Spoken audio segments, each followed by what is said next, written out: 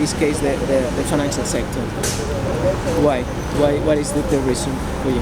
Well, I think what is really striking now is if you ask, is the United Kingdom a country with a financial sector, or is it a financial sector with a country?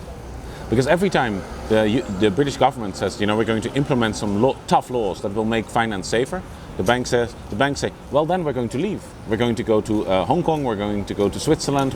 And so what you see is that banks operate on a global level and politics on a national level. And so the banks have become stronger than governments. I think there are changes, but the deeper problems are all still in place. And so I think that the biggest problem is that there's no personal liability. So you're a banker. Yeah. If everything goes well, you get a nice bonus. You can buy an extra house. But if it goes wrong, you don't have to sell your house. There was a time when the word bonus was invented. There was another word, it was malus. And that was fine. If you take all these risks, but if things go wrong, you're ruined. Because they are, in the past, the owners of the banks. The managers were the owners. And so if you are personally liable, then you're not going to build a bank with 90,000 employees.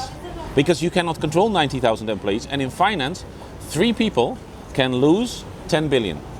The relations now with... Yeah, with some of them. And I went in thinking bankers are monsters. And I realized, interviewing them, that actually they are not monsters, but banks are monsters. The organization is a monster.